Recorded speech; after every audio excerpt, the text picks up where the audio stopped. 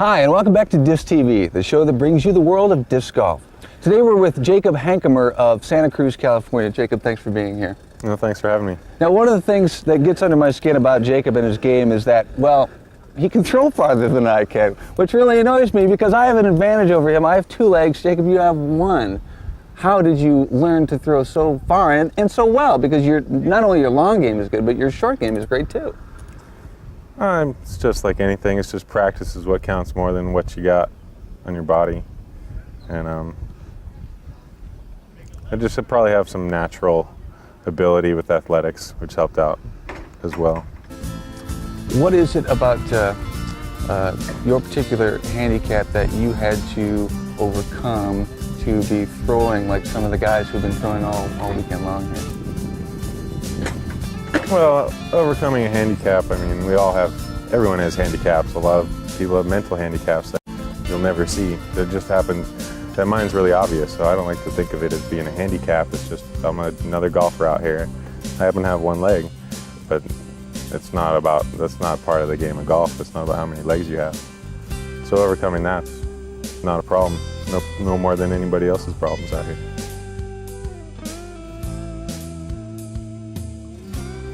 What I'm curious about is how you keep your balance.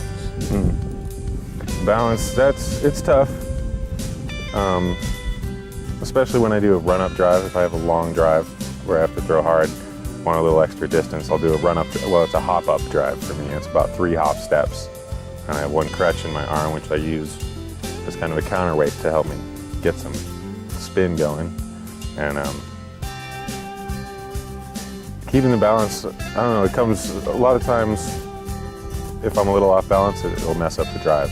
So I try and do that less and less and do more standstill drives where I just have a more solid base. But just trying to keep myself centered, standing upright seems to help out a lot. If I'm hunching over, I'll end up off balance. But if I feel like I'm well centered, it doesn't matter, you know? And I spend a lot of time just hopping around when I'm at home instead of using my crutches. So if I drop a crutch in the middle, I'm not in real danger of falling down. I can just, hop over and pick it up. If you are making a shot and you're standing still, do you get a nice clean follow through, or have you had to adjust? It's pretty clean. I use a sidearm technique mostly, and that keeps it away from my body. So even though I can't move my body a lot when I'm doing a standstill, a lot of guys have a kind of lunge forward when they putt. If they're outside 30 feet, they'll jump forward. I don't have any kind of jump forward on a upshot or a putt. Everything off the tee pad is just standing still. And sidearm, I have plenty of room out here, so I can just give a nice smooth release. And I've been learning backhand, and it's coming along. It's getting better. Now, let's talk a little bit more about your putting stance. How do you best find your center and get that putt into the chin? Oh, well, I've settled into like a straddle type putting style.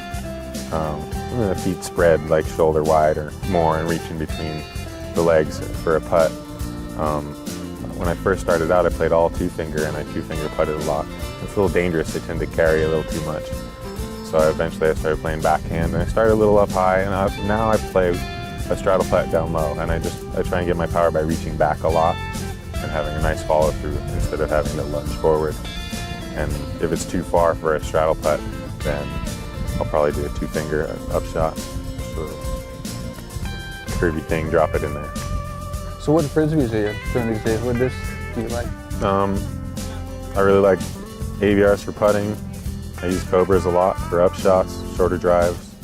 I use XS's for straight stuff when they're new, to turnover shots, to rollers, to tomahawks, more turnover stuff. And Valkyries for main drives, mostly.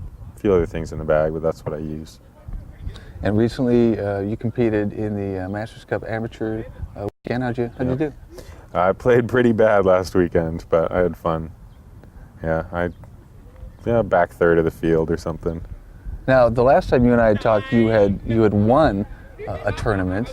How many tournaments are you playing these days? I probably only play about 3 tournaments a year.